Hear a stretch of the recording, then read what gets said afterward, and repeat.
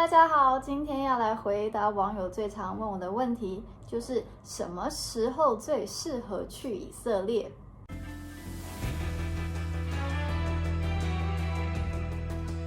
如果你是第一次来以色列美角这个频道的话，我在这里分享了很多关于旅游、文化、生活等等的知识、经验，所以如果你喜欢这类的主题的话，可以追踪这个频道，或者是分享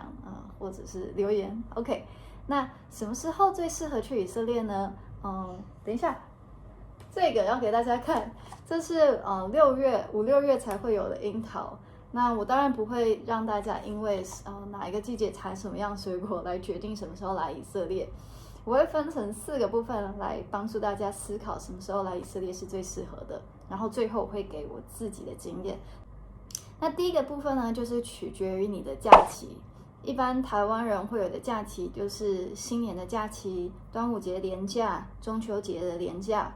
好像还有一个我忘记了。那你可以利用那个假期来以色列，只要是你有空的时候可以来以色列，我觉得那就是最合适的时间，因为要大家都有空，你有空，大家都有空，这已经是很难得的一件事情。特别是我现在有小孩了，我更感觉得到，就是要大家时间上都能够配合，是最难得的一件事情。所以如果你现在小孩是有寒暑假的话，他只有寒暑假有空，然后刚好你们家族的时间都许可，也不一定是家族，可能是亲朋好友，那我觉得就是那个时间会是最适合你的时间，就不用想太多了，不用看网络资讯了，就这样。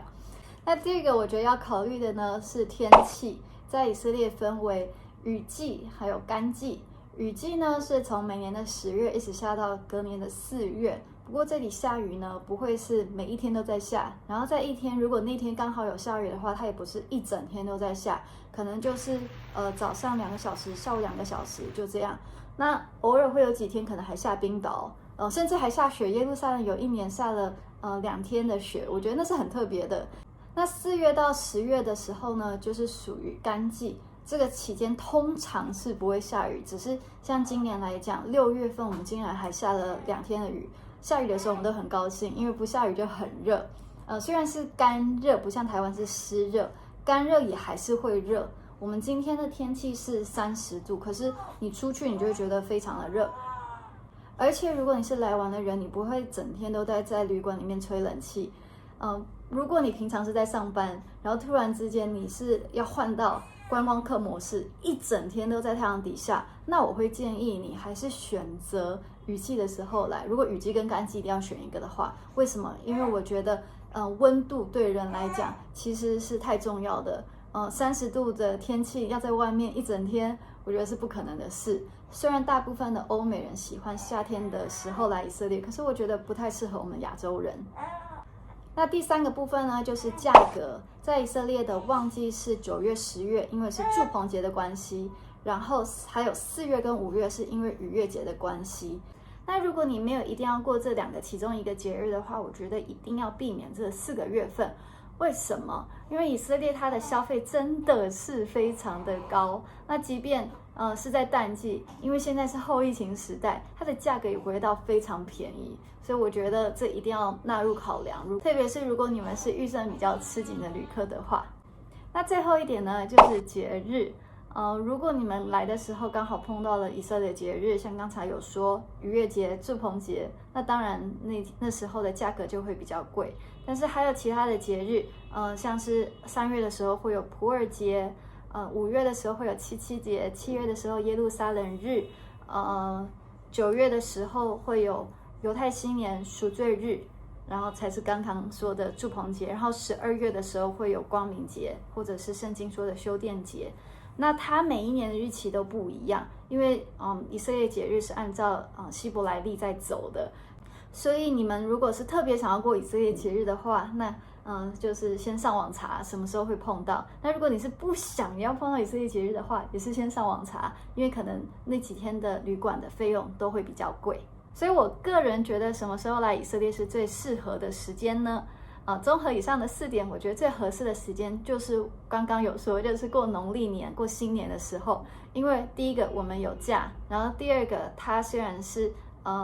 2月是雨季，可是它的体感温度是比较适合我们亚洲人的，然后也因为是淡季的关系，有价格上的优势。然后虽然说没有办法碰到以色列的节庆，但是如果你在2月底刚好待久一点的话，也许你会碰到3月的普尔节，那个是我很喜欢的节日。